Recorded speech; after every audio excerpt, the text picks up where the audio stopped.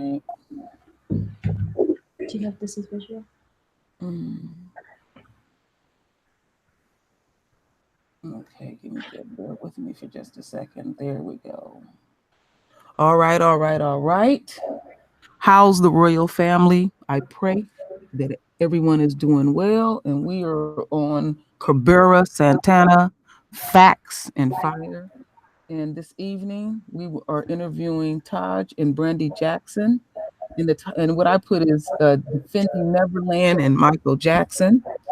And I want to give a special shout out to Nicole's View. Nicole, thank you very much. You are so sweet and dear, and I thank you for assisting me and Lisa Cabrera for getting this on this interview. So we're gonna get started. I'm gonna put Lisa Cabrera on the spot. You can ask them the first question, my queen. Well, I want to thank both of you for being here. It is, believe me, it is a pleasure to have you here. Wow. And I just want to know, how is the family doing at this time? The family, you know, when things first started happening, and we found out about it just like everyone else found out about it.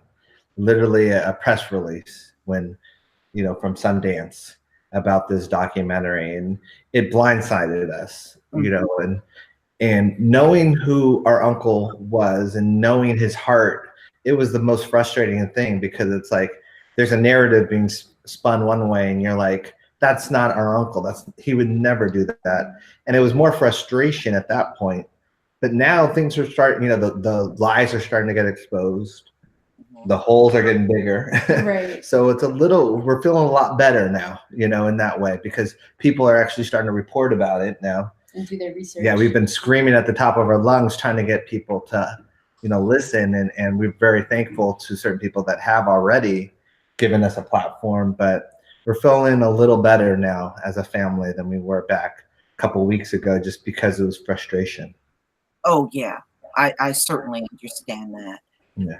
Brandi, what were your first thoughts when you heard about what Oprah was doing?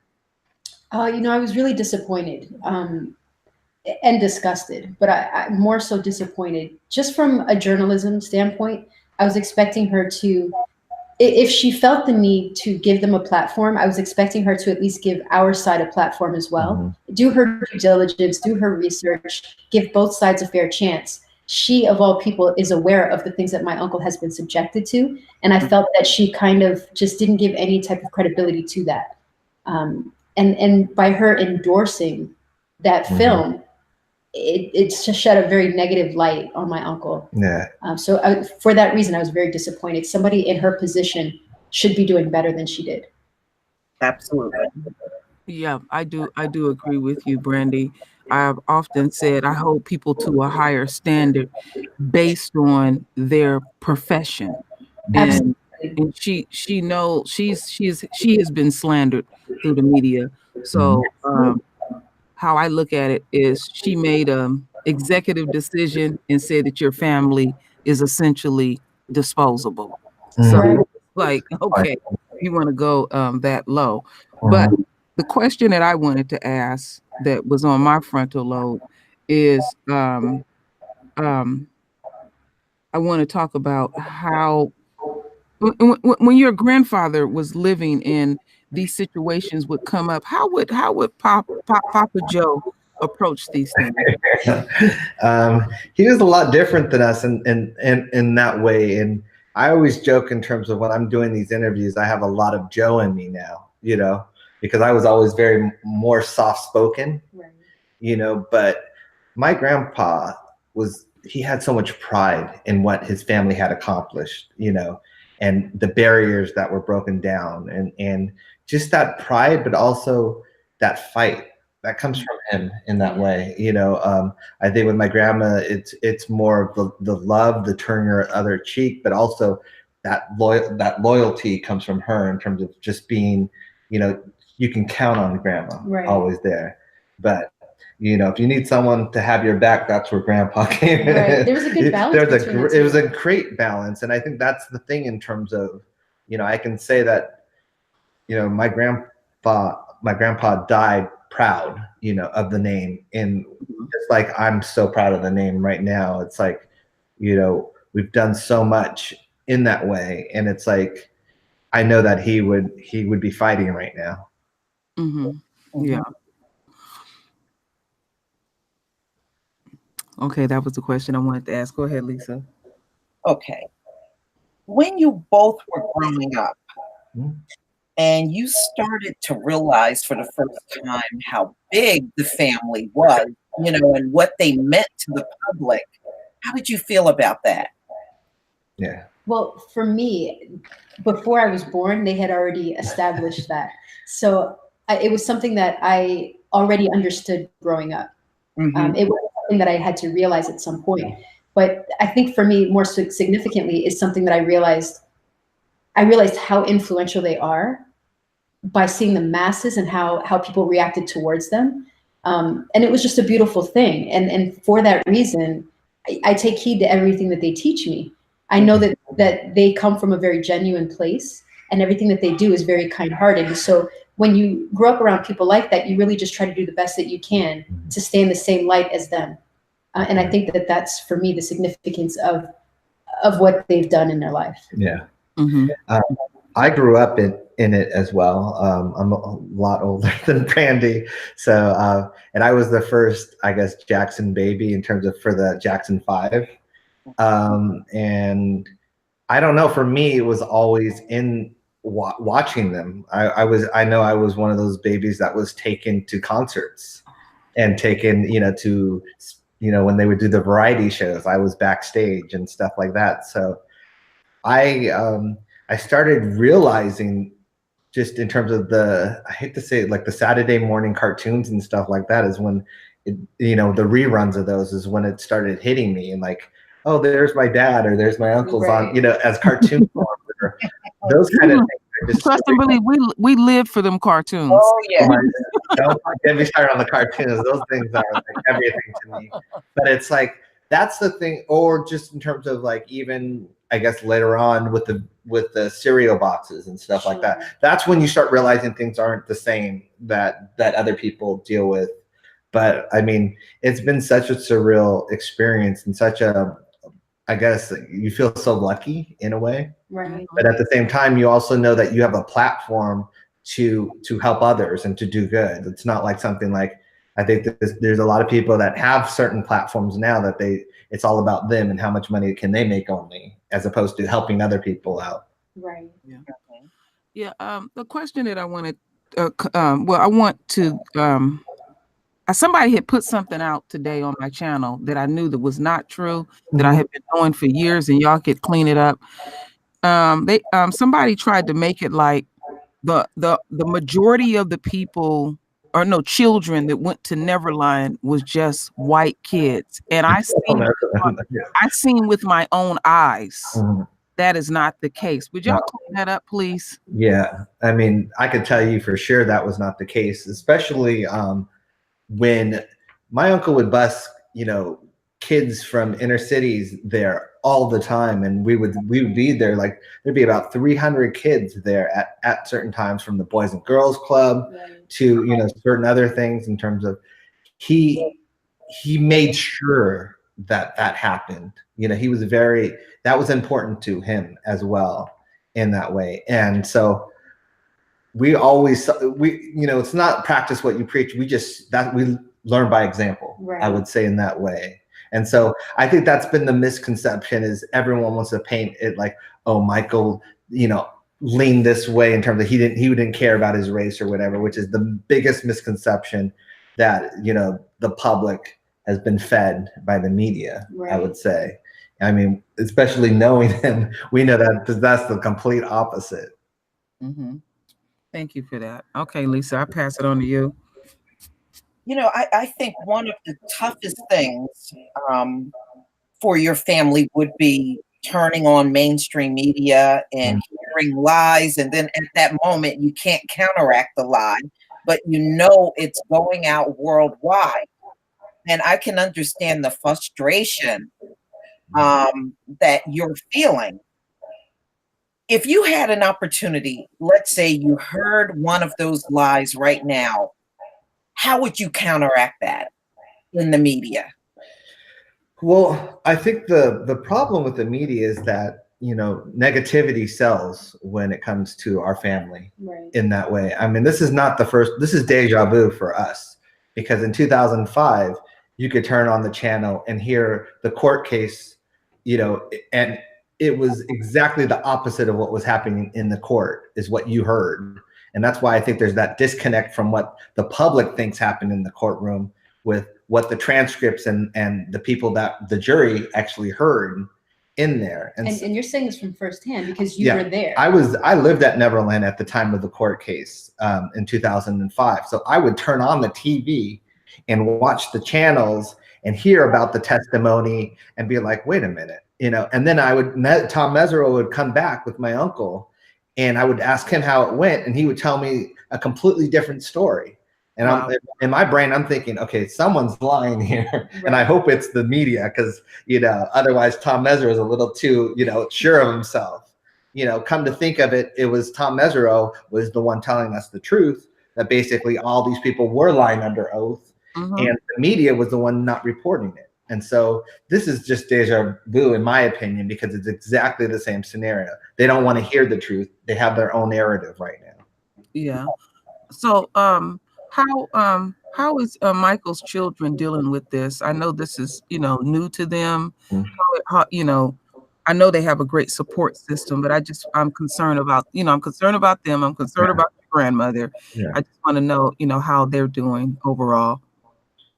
Yeah, I can speak that they definitely, this is hard on them. This is their dad, you know, and at the same time, I think it's more hard when you realize that certain people are buying into the lies, you know, and certain people that you thought, you know, would be more objective, you know, certain celebrities that are talk show hosts or this or that, and they're starting to believe it and they're starting to spread it. That's when it becomes really painful in that way. And don't forget, you know, well, we call him BG now, but you guys might know him as Blanket. He goes to school still. You know, so he has to go to school with all this, with all these lies. And you know, Prince, he you know, is in college right now, so he has to go to school with all these lies. So it affects us, you know, the same way. And I heard someone, it was some other newscast or whatever, and they were talking about someone else, high profile, and they're like, but don't forget their kids have to go to school, and you know, we have to think about the kids and and I was like, well, you guys don't, you know, and I was thinking, if they thought that way about our family, because they don't, you know, they don't give us that same respect. But they don't give a damn. They don't give a damn. Yeah, and it was just to give you reference, it was about that college payout thing. Oh, absolutely. And they're like, but what about the kids? The kids are so innocent and they have to still go to school. I'm like, yeah, they don't think about our family when it comes to those kind of things. Exactly. Yeah, true. Exactly. True. True. Well, how did you feel when you realized Oprah's attempt to drag your uncle's name failed, and she didn't even get 1 million views on Leaving Neverland? Yeah. I mean, on one hand, it's slightly relieving, you know, that the attempt was failed. But on the other hand, it's hard to say that it was failed in this country. The way that the media portrays it. There's a lot of the general public who still believes what they saw on Oprah because she validated it.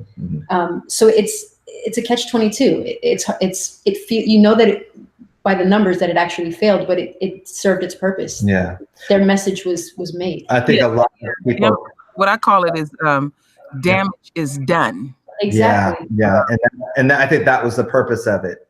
You know, the bullet was already shot, and that's what bothers me about the Oprah thing, is that she validated it before even people got to make up their own mind, because people heard there was going to be a special on Oprah before they even had seen it.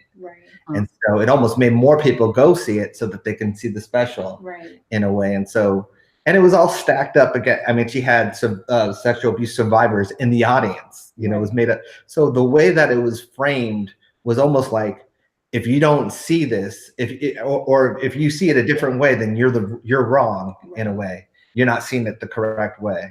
Not one person has ever challenged these two boys. No.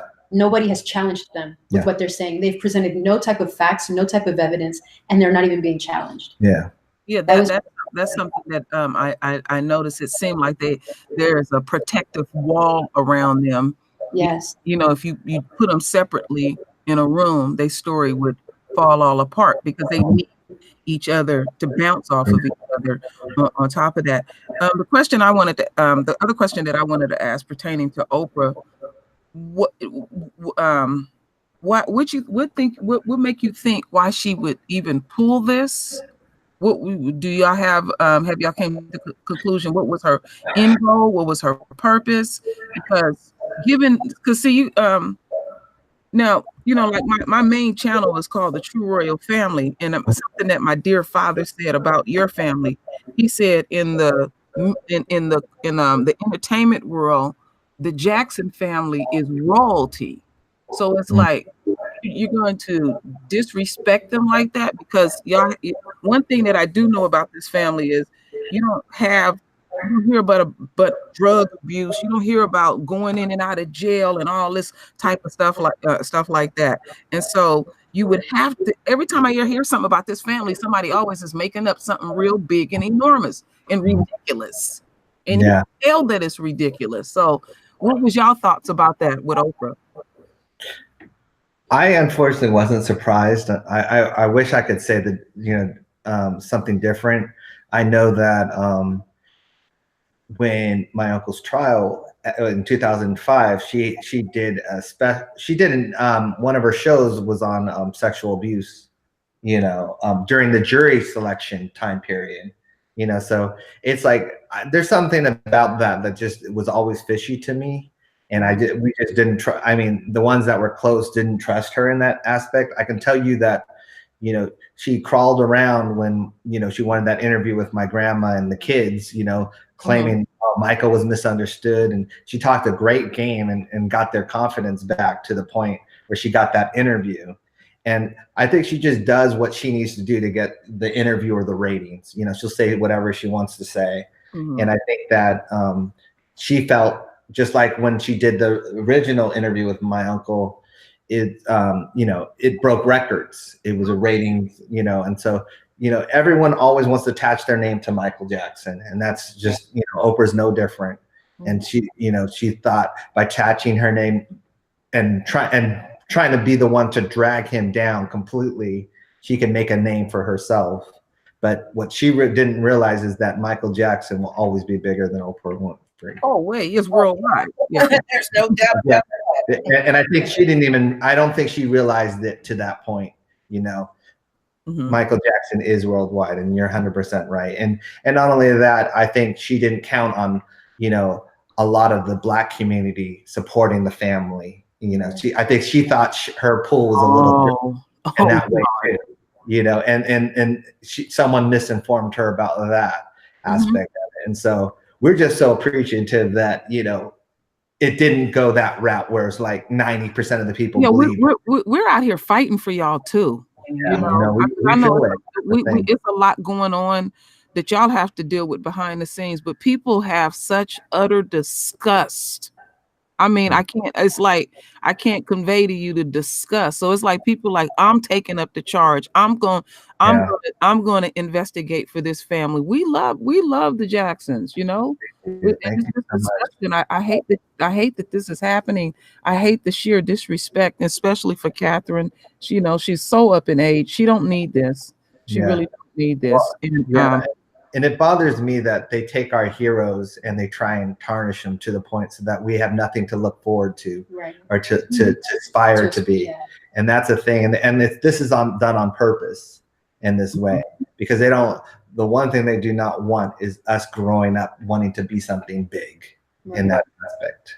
And then the other component I wanted to add too as well, y'all are also taking the pressure off of your dads, off of your uncles. They you know, they're out touring, but they up in age too. They don't need to be bothered with this. No, they don't.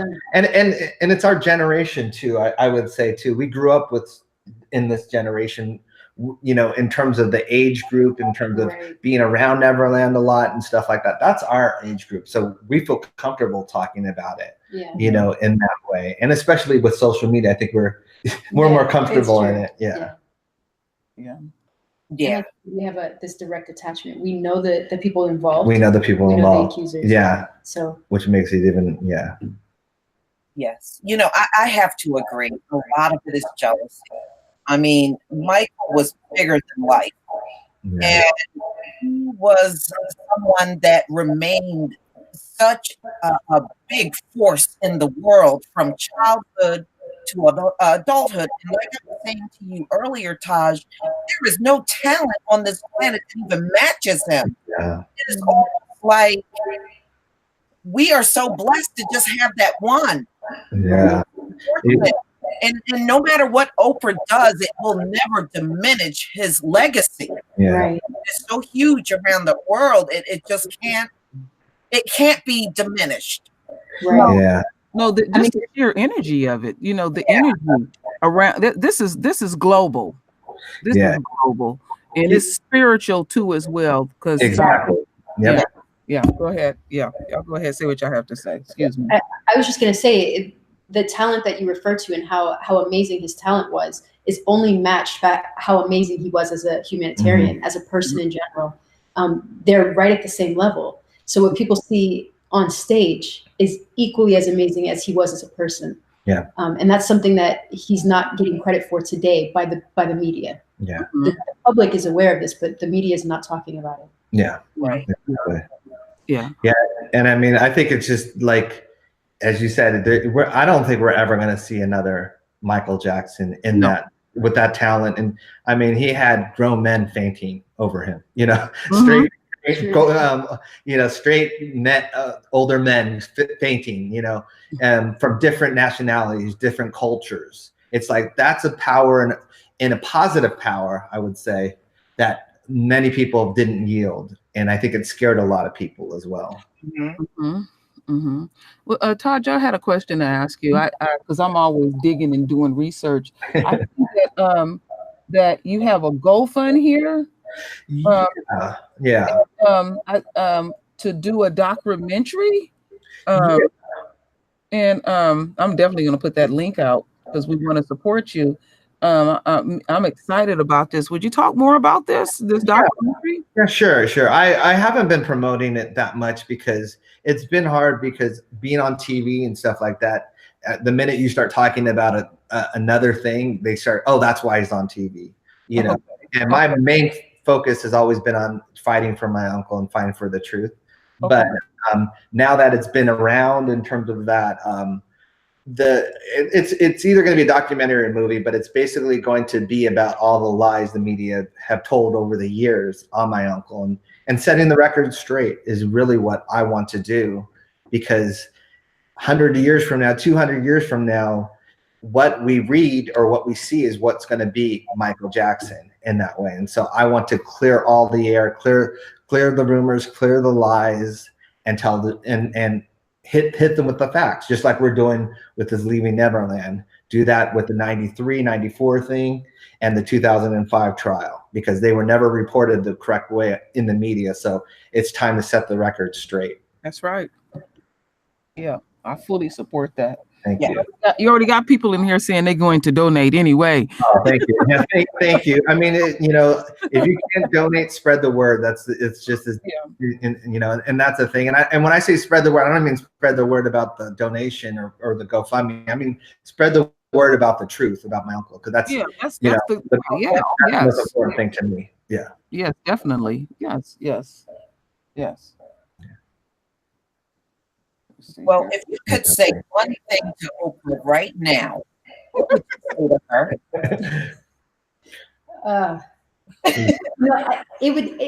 I would tell her how I feel about what she did. I would express my disappointment and why I'm disappointed and how she's let the public down. Not just our family, but the entire public, the people that watch her and go to her for true journalism. She's got a position to uphold, and I feel like she let people down with that. Yeah.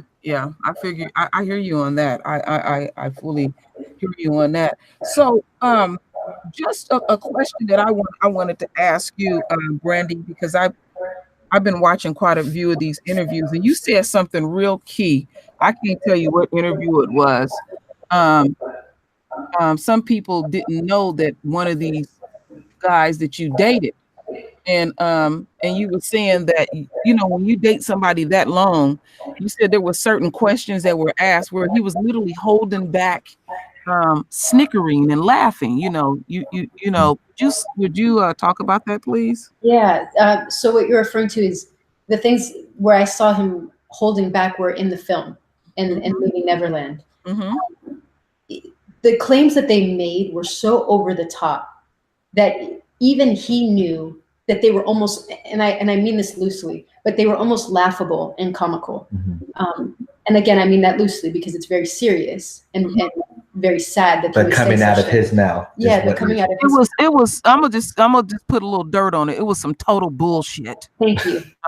That's really what I'm dancing around. I'm trying to be, you know, correct with my language on your show. I don't want to be disrespectful. No, we cuss so bad on our channels. Okay. That's basically, yeah, that's the sentiment that I have. And like you said, when you know someone for so long, watching this, he was so transparent for me. And I could tell he was really trying to hold back because my uncle would never do the things he's saying. He's the complete opposite. And so it is almost funny. I'm going to tell you that there were times where I actually found myself laughing just because it's so ridiculous. And Wade knows that this is ridiculous.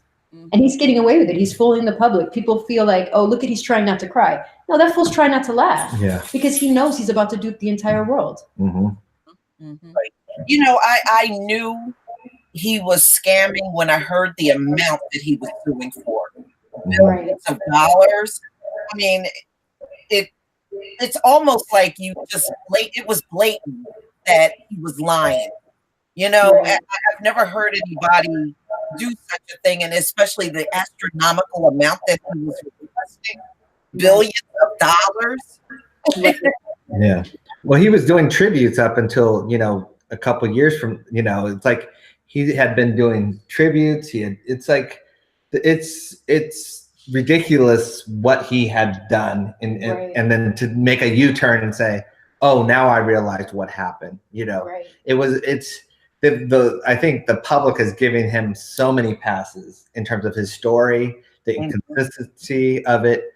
And they're holding him with kid gloves, basically, but he's just telling lie after lie.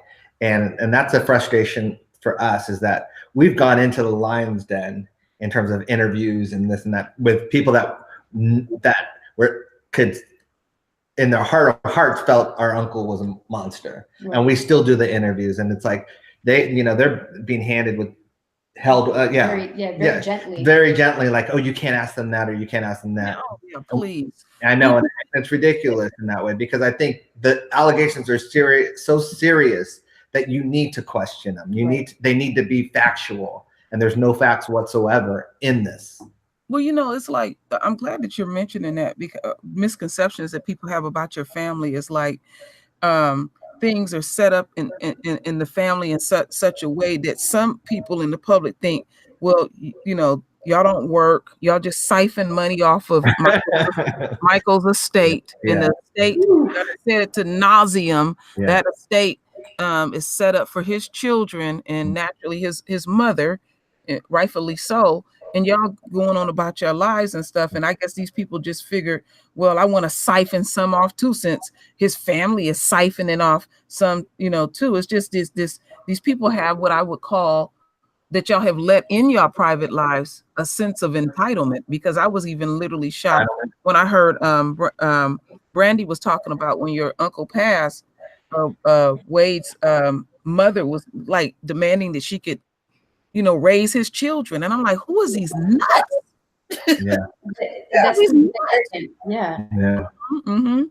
Yeah. So, you know, one thing that I'm very adamant about, because I hear what Brandi is saying, you have to be responsible, because, you know, we put up videos. I don't go by rumors. I do research, research more.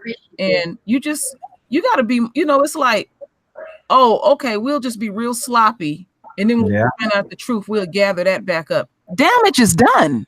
And then you're doing this, and see that you got to put the racial component in it. You're doing this to a black family. You're doing it for Black people. So it's like y'all always expendable. And I don't like that. That's why there's a strong need for Black media that is doing it correctly. Right. Yeah. Yeah. Yeah. 100%. Yeah, definitely.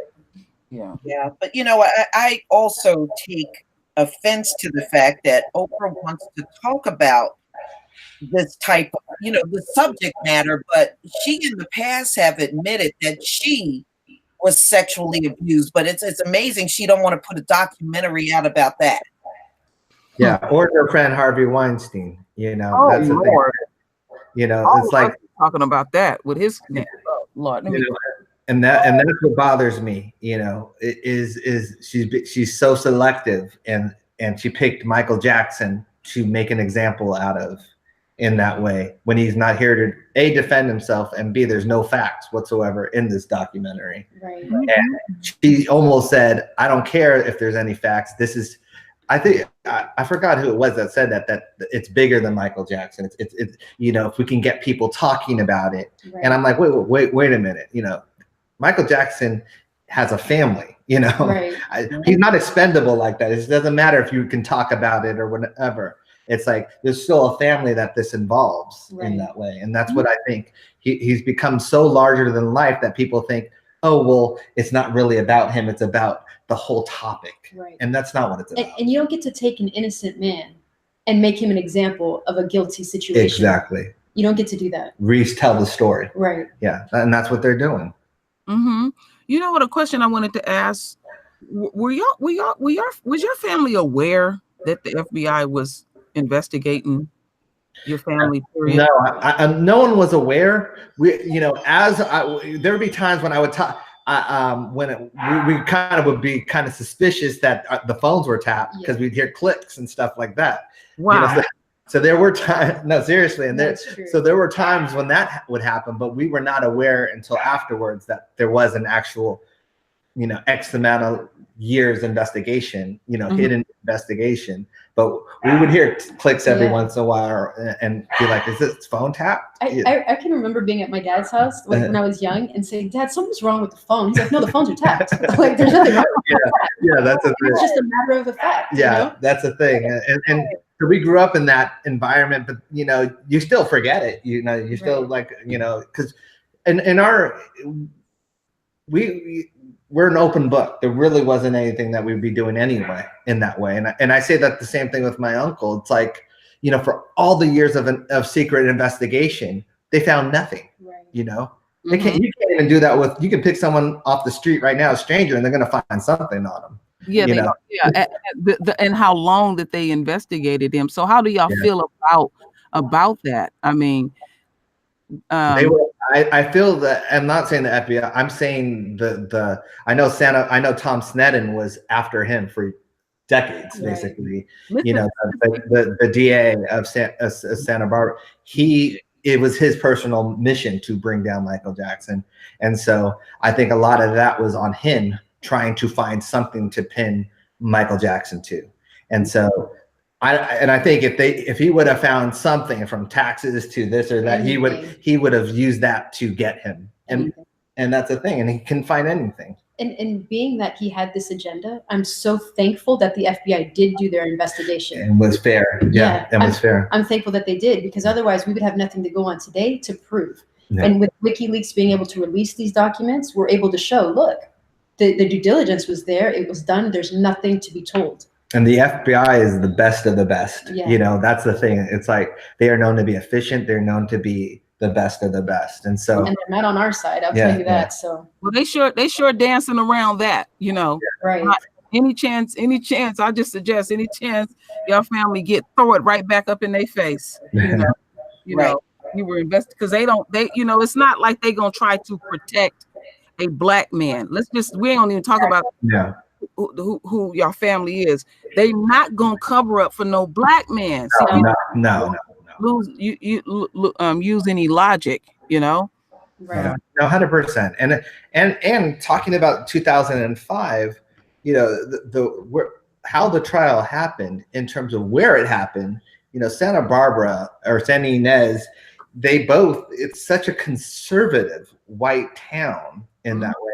that the jury selection was, I think there was one minority in the whole jury, you know, and it was mainly made up of women. So my uncle fought that court system with all the odds against him, basically, you know, and won because he was telling the truth and the truth was on his side.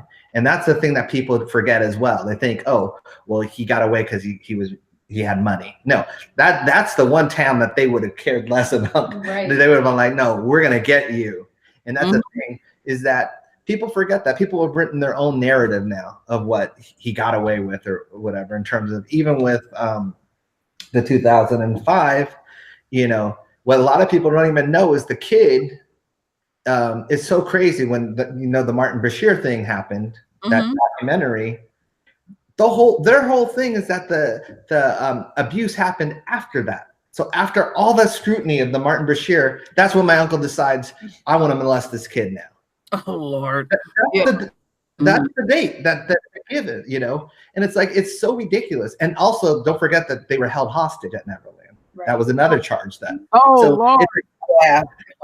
You know, or they didn't know what time it was when there's a big clock on in the train station, you know, in the grass of the train station, and the mother, you know, is leaving the town to go do her nails and stuff like that. This is all stuff in the court, you know, that the media never reported.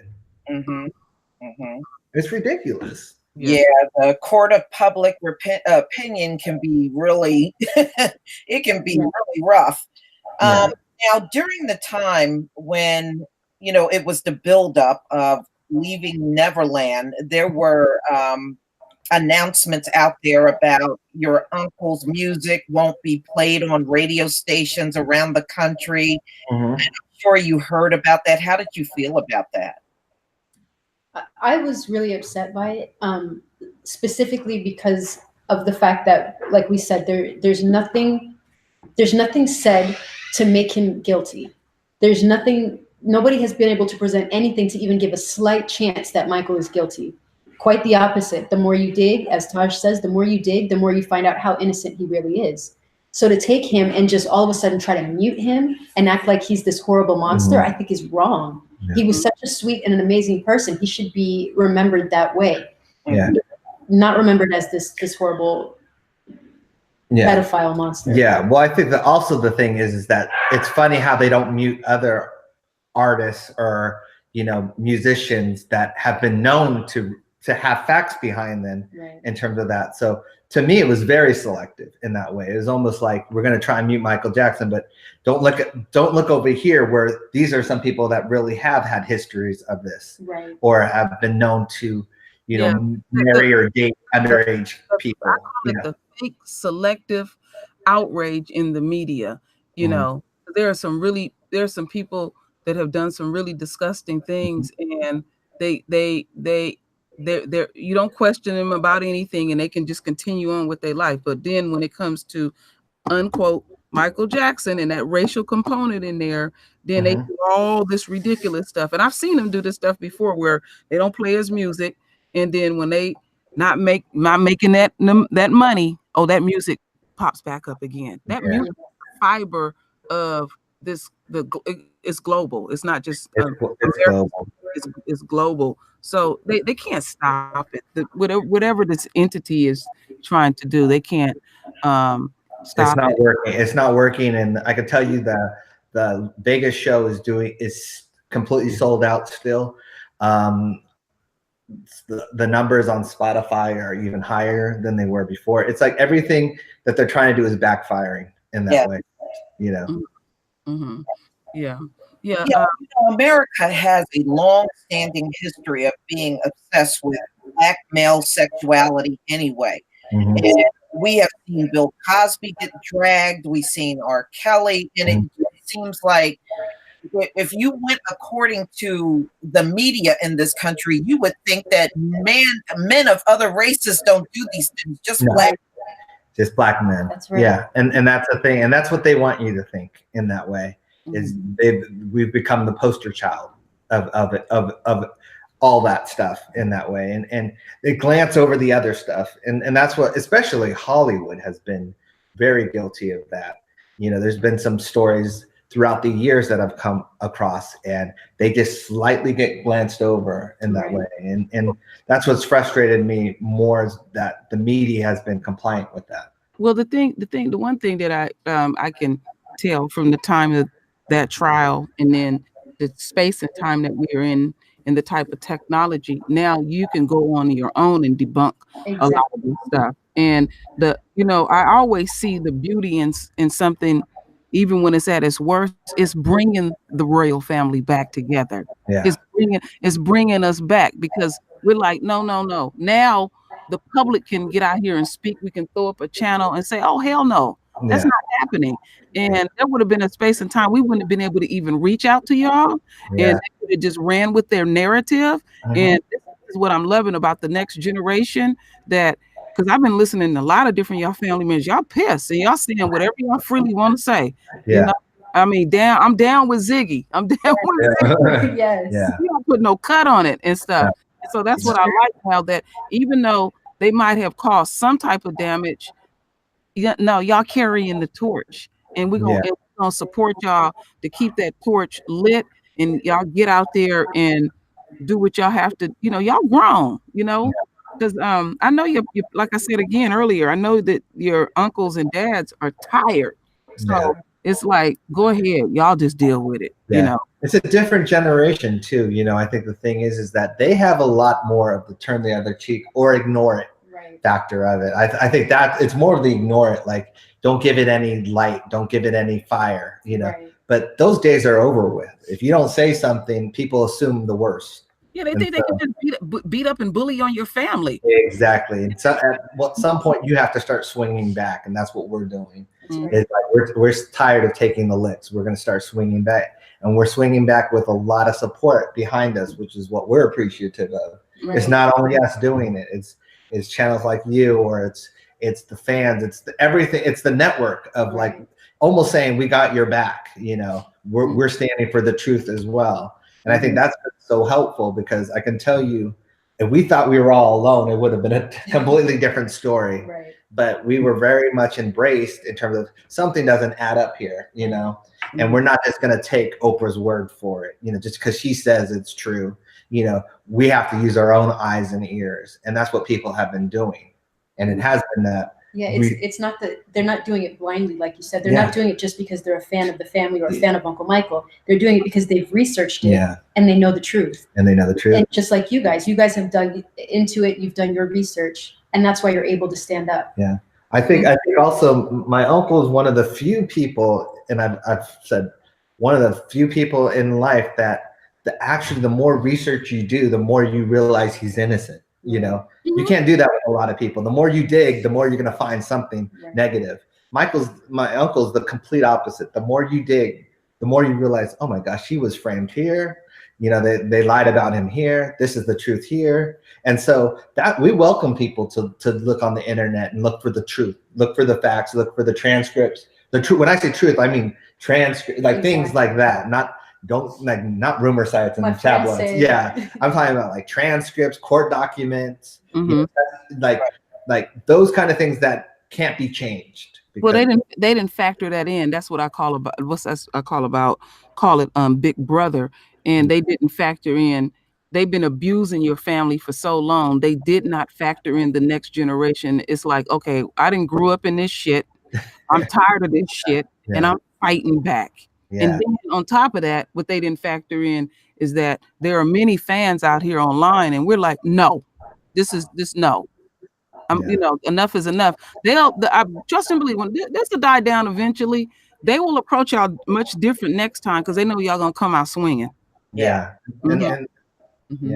And I'm happy about it. And at the same time, we're not letting our foot off their neck either, because I think that was the mistake last time, is letting them get away with it in a way, because Wade popped his head up in 2013, and we took our foot off of his neck when everyone was calling him a scam and all that stuff. We thought he'd go away.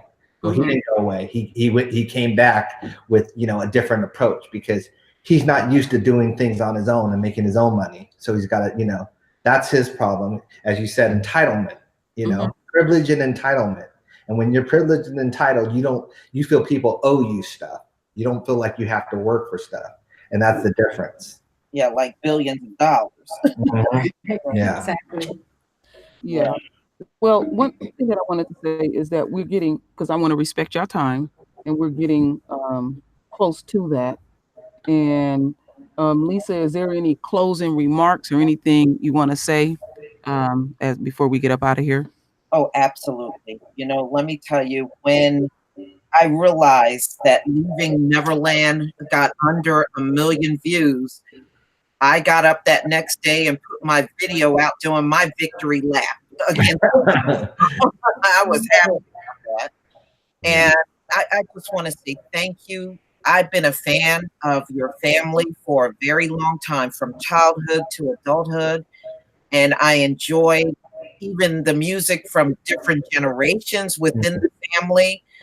You've been a great inspiration, not only to the Black community, but to the world.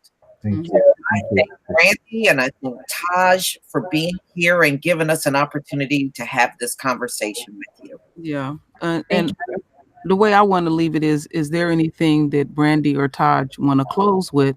And before you say that, I want y'all two to know this ain't the first time, because I'm always researching. It's not like, oh, we just gonna interview the family one time. I want to know what's going on with y'all later on, and it don't even have to be about what's going on with your uncle right now. That's on the forefront. I'm rooting for the documentary and everything like that. So it's just like I'm concerned about the family, because when I emailed you back, Taj, I meant what I said. Even if you didn't grant the interview, I was really, and I'm still really concerned about the family, and especially the children and your grandmother. But I just want to let y'all have the last word with the closing remarks.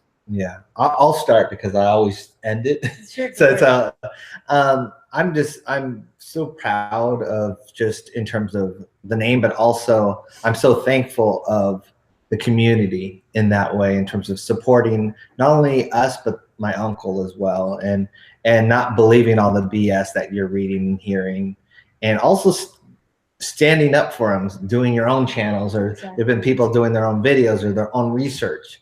And we see that, and I think that's what we feed off of. If that's what gives us energy and gives us hope, is that people are listening and people are doing their own thing in terms of the truth. And so I'm just so thankful in that way, because I could tell you, if it was quiet, it'd be a different story. I know for me, at least, I'd still be out here doing it, but it would be, my attitude wouldn't be as, right. I don't want to say happy, but I see a change in the wind, I would say. Right. And I'm welcoming it. Mm-hmm. And what I would like to say is very similar to what Taj is saying. I'm just very thankful that people didn't become lazy and just say, I'm not doing any research. I don't need to. This is what it is. We're thankful for platforms like you, who give us a chance to speak and give us a chance to talk this out and show the different sides of what really is. And then people going home and taking what we say and researching it for themselves. Mm-hmm. We're not asking anyone to ever take what we say for face value. We want people to look at these things for themselves. So for that, we're all very thankful. Yeah, 100%. And like you said, the people behind us have been very supportive, sending us messages along the way to keep fighting, and that really does help. Mm-hmm. It's inspiring. Yeah, great job. Yeah. We greatly appreciate y'all and stuff, and I know this is stressful and everything. So I just pray that y'all don't have to keep going through this. But I know y'all fighters, and y'all have supporters out here. Y'all know it, and everything. So we are at the conclusion of this, my royal family, and I wanted to say that share this video, get it out everywhere. I don't care where it go. Don't ask me. Just get it out and everything. And I appreciate everyone. So Ashe to the royal family. So I'm gonna click this off quickly.